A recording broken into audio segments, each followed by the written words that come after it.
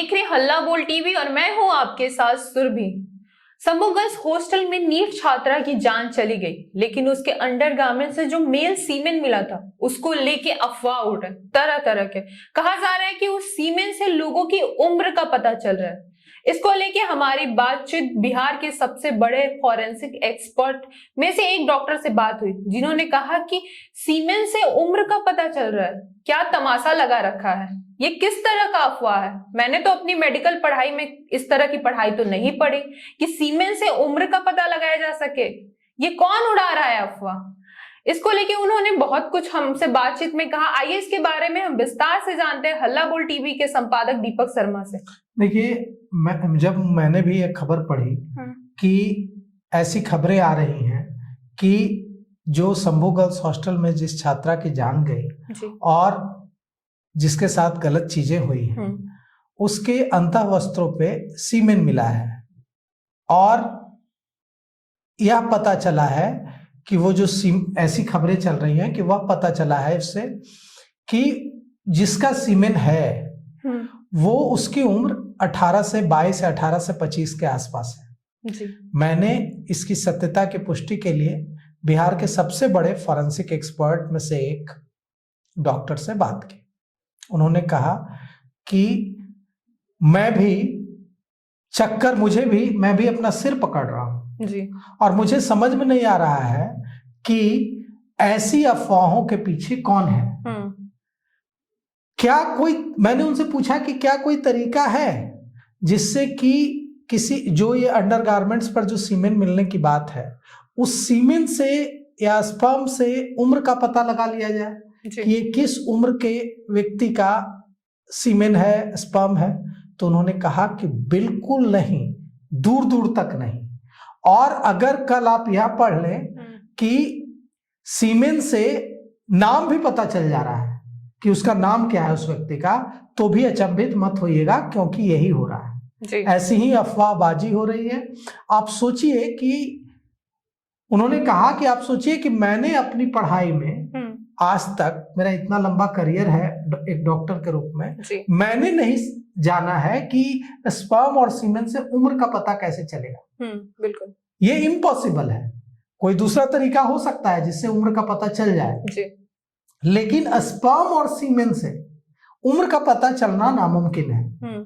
और सोचिए कि बिहार के सबसे देश के जाने माने फॉरेंसिक एक्सपर्ट डॉक्टर अगर ऐसा कह रहे हैं तो आप समझ लीजिए। तो सोचिए जो अफवाहें चल रही हैं, नीट छात्रा जिसने अपनी जान गंवाई, जो डॉक्टर बनने पटना आई थी जहानाबाद के पतियामा से जी।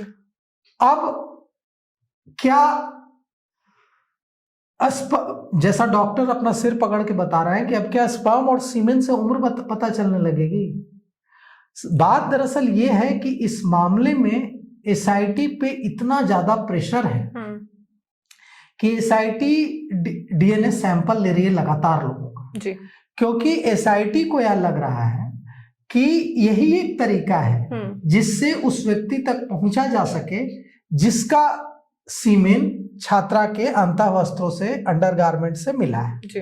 और इसीलिए जिस पर भी थोड़ा भी लग रहा है कि इससे उम्मीद हो सकती है कि कुछ पता चले, डीएनए सैंपल लेने से कुछ पता चल सकता है, एसआईटी उसका डीएनए सैंपल तुरंत ले रही है, क्योंकि यही उम्मीद की किरण एसआईटी को दिख रही है कि अगर उस व्यक्ति का पता चल गया जिसका सीमेन छात्रा के अंतःवस्त्रों पर, अंडरगारमेंट पर मिला है, तो यहीं पर जांच सही दिशा में मुड़ जाएगी और उस व्यक्ति से सारे सुराग पता चल जाएंगे।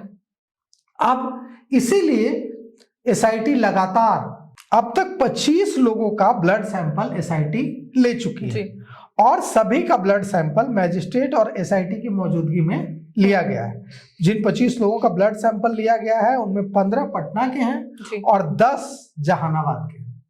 अब इस मामले में हॉस्टल के जो मकान मालिक है मनीष रंजन का ब्लड सैंपल लिया गया है, छात्रा के माता पिता का लिया गया है, भाई का लिया गया है, 2 मामा का लिया गया है और हॉस्टल में हमेशा आना जाना करने वाले 6 युवकों और छात्रा के करीबियों का ब्लड सैंपल लिया गया है। सभी लोगों के डीएनए टेस्ट की रिपोर्ट आने में समय लग सकता है।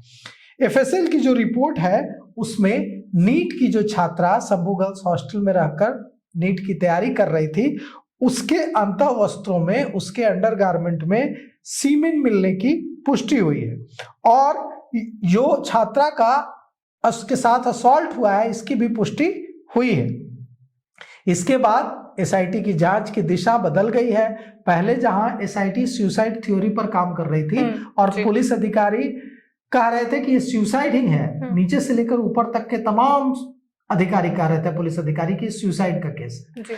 लेकिन अब जब एफएसएल की जो रिपोर्ट है उसमें असॉल्ट की बात आई है, अंडरगारमेंट्स पर, अंतःवस्त्रों पर सीमेन मिलने की बात आई है, तो इससे जांच की दिशा बदल गई है और अब हर उस व्यक्ति की जानकारी जुटाई जा रही है जो पिछले 10 से 15 दिनों में छात्रा के संपर्क में था, चाहे वो उसके परिवार के लोग हों, रिश्तेदार हों या किसी भी तरह का कोई ड्राइवर हो, कोई हॉस्टल में आने जाने वाला व्यक्ति हो, कोई भी, जो भी व्यक्ति उसके संपर्क में रहा है पिछले 11 दिनों, उसकी हिस्ट्री खंगाली जा रही है और साथ ही साथ जब उसकी तबीयत खराब हुई उस समय उसके आसपास कौन था उसकी भी हिस्ट्री खंगाली जा रही है और लोकेशन का डंप डेटा भी निकाला जा रहा है। तो हम उम्मीद करते हैं कि जल्द ही इस मामले में एसआईटी गुनहगार का पता लगा ले।